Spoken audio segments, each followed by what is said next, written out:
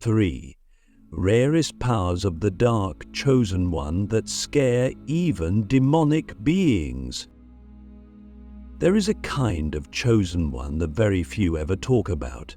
Not the radiant angelic archetype we see in stories, the healer cloaked in white, the peaceful sage, the smiling light worker. No, I'm talking about the other kind. The one born in shadows, the one forged in pain, the one whose awakening didn't come through grace, but through near destruction. The dark chosen one. And if you're still watching, still listening, still breathing through the weight of your own transformation, you may be one of them. This video isn't for everyone. It's not here to entertain, it's not here to comfort, it's here to awaken something ancient and dormant inside you. Because the dark chosen ones were never meant to fit in. We were meant to break the mold. We were never meant to follow the rules. We were meant to shatter them. And the powers we carry, they're so rare, so misunderstood, that even lower entities, yes, even demonic beings, tremble in our presence. Not because we are violent, not because we are loud, but because we are what they can never be, fully integrated.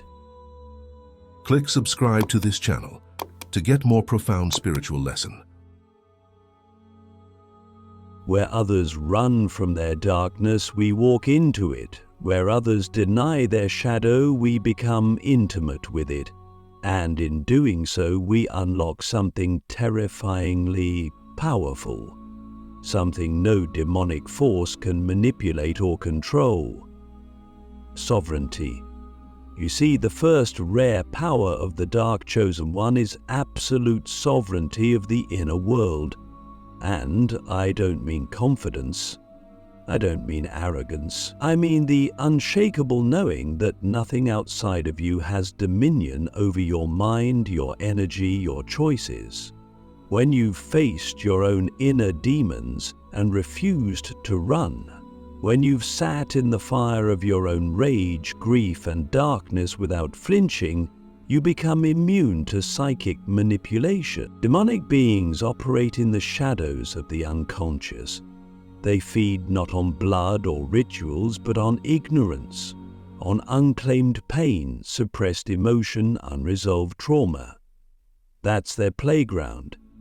But when a dark chosen one steps into full self-awareness, when every part of our being is owned, understood, and integrated, there's no entry point left. We become a sealed temple, a walking fortress. And that terrifies them, because we don't just protect ourselves, we illuminate the darkness in others, and demons hate to be seen. Have you ever wondered why your presence alone unsettles certain people? Why you've always attracted resistance, jealousy, or even unexplained hostility from others? It's not because you're doing something wrong. It's because your energy exposes what's hidden. Without trying, without speaking, without attacking, you simply walk into a room and the masks start falling off. That's not charisma. That's not charm. That's the second rare power of the dark chosen one, involuntary revelation. When you've walked through your own hell, you carry a frequency that makes it impossible for others to pretend. Your energy field acts like a mirror, amplifying truth, dissolving illusion, and people either rise in your presence or recoil. This is why your path has felt so lonely at times. This is why betrayal has been a recurring pattern in your life. You weren't meant to blend in. You were meant to disrupt, not with noise, but with truth.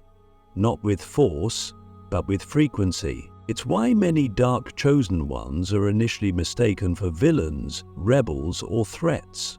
We break illusions simply by existing.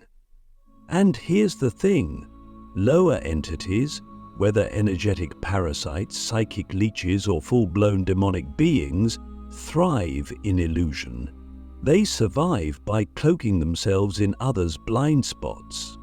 But when you walk in, fully awake, fully present, fully integrated, they panic because you see them, and more importantly, you don't fear them. Let me ask you something.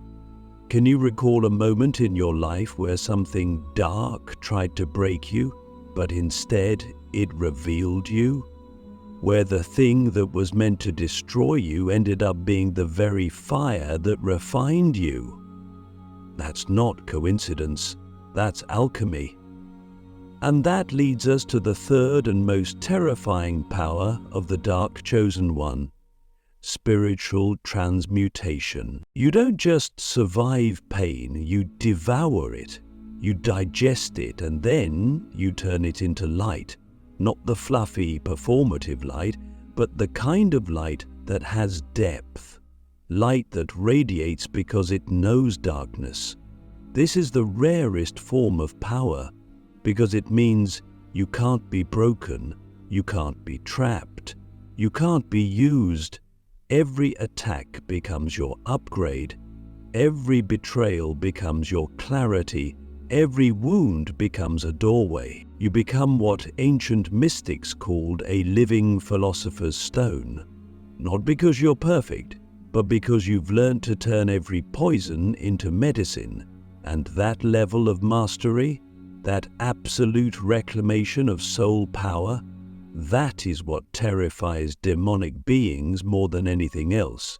Because you render them powerless, you become unpossessable, unshakable, undeniable. And yet, here's the paradox.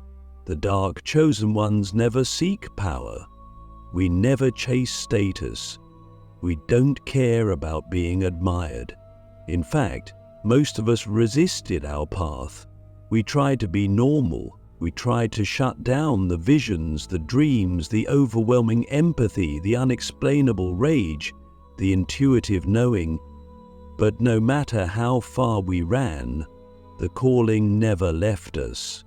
Because we were born for this, not to dominate the world, but to liberate it. You might feel like your life has been one long battle, and maybe it has. But what if I told you that battle was your training ground? What if every heartbreak, every betrayal, every night you thought you wouldn't survive was preparing you for this moment? Not to become a savior, but to become sovereign, fully you, fully awake, fully free. So now I ask you the question that changed my life forever. What if your darkness isn't a curse, but a crown? The unseen training of the Dark Chosen. Why your suffering was sacred preparation. You didn't fall into this path by accident. You didn't stumble into darkness because you were weak. And the suffering you've endured wasn't some cruel twist of fate or cosmic punishment. It was precision. It was sacred architecture. Every betrayal, every breakdown, every night you felt like giving up, it was all part of the unseen training, a curriculum carefully designed by forces beyond comprehension to forge you into what no one else could become, a weapon of truth wrapped in human skin, a soul so refined by adversity that even the shadows respect your name. The world measures success by ease, by comfort, by applause. But the Dark Chosen One is measured by something else entirely, by the weight of what they've survived. Because the universe doesn't hand out rare power to the ones who simply ask for it. It gives it to the ones who've bled for it, who've cried for it, who've died, spiritually, emotionally, sometimes even physically, and still chose to rise. That's the kind of soul that can be trusted with the deeper mysteries, because they've proven they won't misuse it. They've been tested in the fire and didn't just survive, they transformed. You have to understand something. The reason your life has felt like a battlefield is because it was one. But it wasn't random. You were being trained in realms most people don't even believe exist.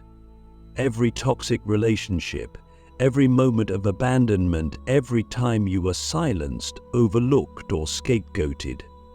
It was sharpening your discernment. It was refining your intuition. It was forcing you to rely on something deeper than logic, deeper than comfort. Your knowing. And that knowing? That's your weapon now. Do you remember the first time you knew someone's intentions before they opened their mouth? Do you remember the first time you felt energy shift in a room and you couldn't explain it, but you were right? That wasn't paranoia, that was training. You were being taught to see beyond the veil, to navigate the world not with your eyes but with your energy. And while others laughed, dismissed you, called you weird or dramatic, you were being initiated. You were becoming something they couldn't even comprehend. But the hardest part? The isolation, the loneliness, the feeling of being exiled, even in a crowded room. That wasn't a mistake either, that was intentional, because the most dangerous thing to a dark chosen one is distraction, and the fastest way to distract a soul like yours is with false belonging. So the universe stripped it away. It severed the ties that would have kept you small. It removed the people who couldn't see you, not to punish you, but to free you, because it knew when you're finally alone with yourself, with no one left to impress, no one left to please, no one left to betray your truth for, you awaken. It's in that silence, in that void, that your true power begins to emerge. Not the power of control, but the power of presence, the kind of presence that can shift timelines, that can collapse illusions, that can walk into a room and dismantle generational curses without saying a word. And you wonder why the darkness fought so hard to break you? Because it knew what you were becoming. It knew that once you remembered who you were, there'd be no stopping you. And here's the deepest truth few dare to speak. The pain had to be that intense because your mission is that immense. You weren't being punished, you were being purified. The suffering was sacred. It carved you open so your soul could breathe. It broke your heart so it could grow eyes. It shattered your mind so it could become a vessel for higher wisdom. And now you carry codes, spiritual technology, embedded in your scars. Codes that no book can teach. Codes that only pain can write. So let me ask you something. Can you look back on your life, not with bitterness, but with reverence? Can you see the pattern behind the chaos, the intelligence behind the pain? Can you honor your suffering as the sacred teacher it truly was? Because the moment you do, something shifts. The victim dies, the warrior awakens.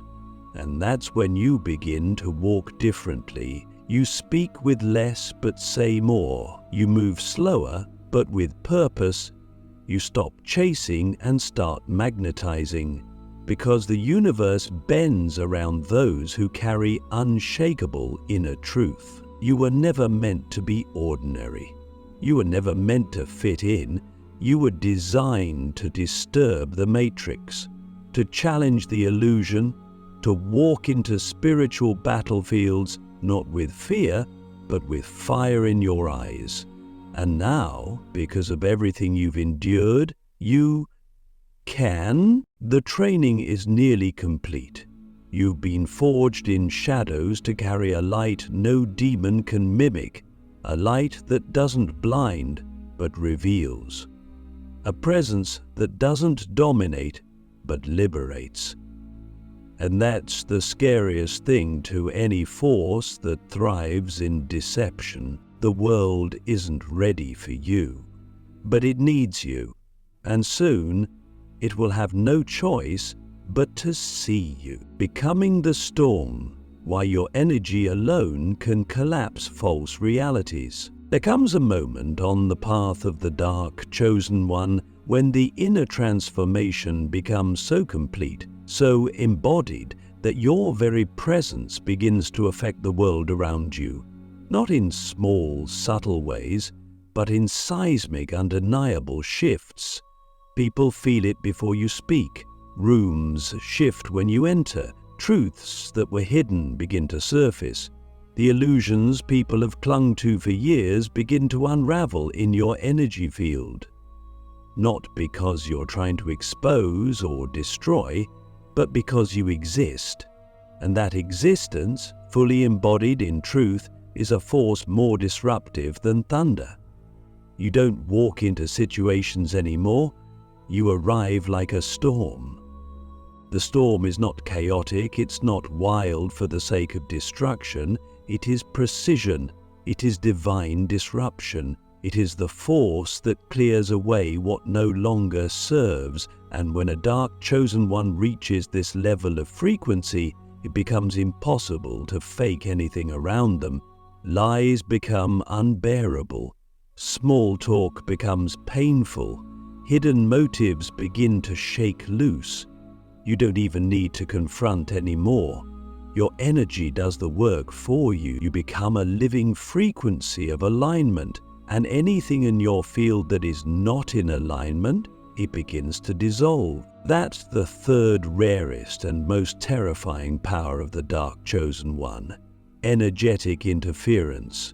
Not the kind of interference that blocks or wounds, but the kind that reveals.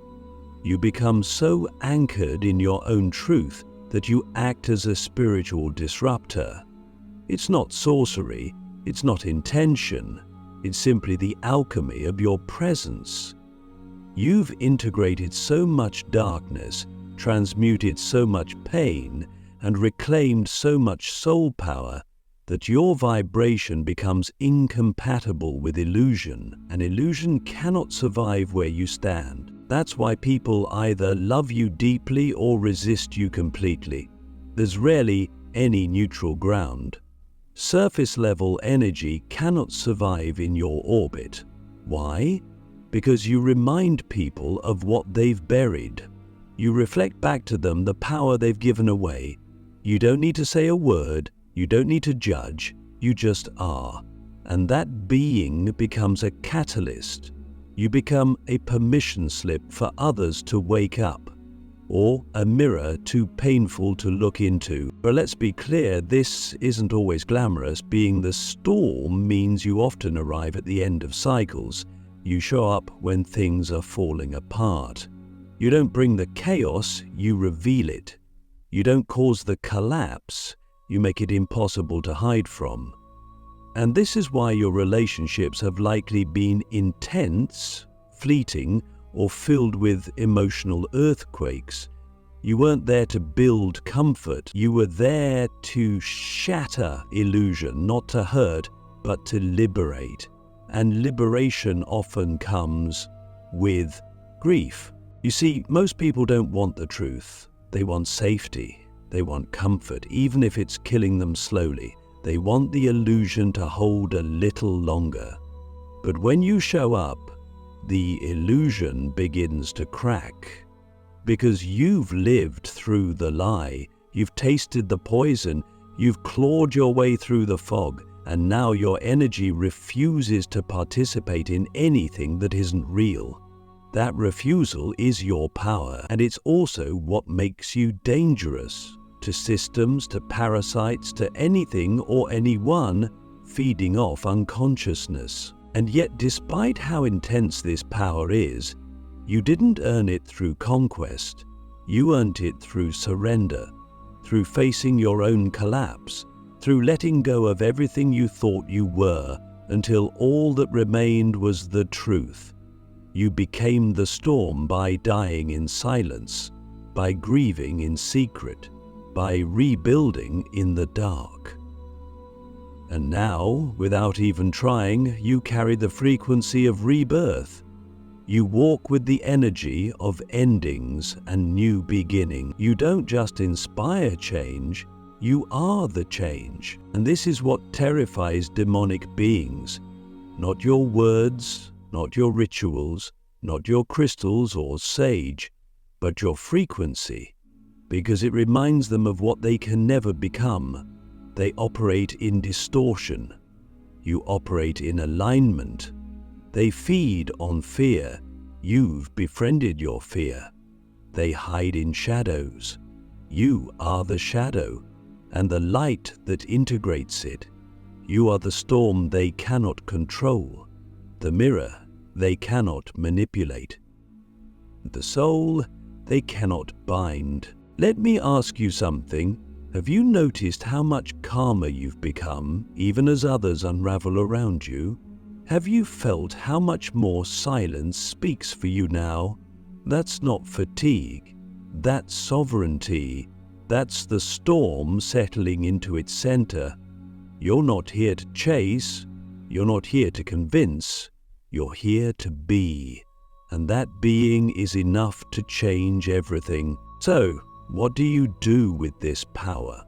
You hold it. You don't flaunt it. You don't weaponize it. You embody it, quietly, consistently. When the world tries to lure you back into chaos, you remember. You are the eye of the storm. Still, calm, dangerous to illusions, safe for truth. And the deeper truth is this: you weren't chosen just to awaken, you were chosen to remind, to walk through the world as a living invocation of what is possible when a soul chooses truth over comfort, integrity over approval, essence over ego.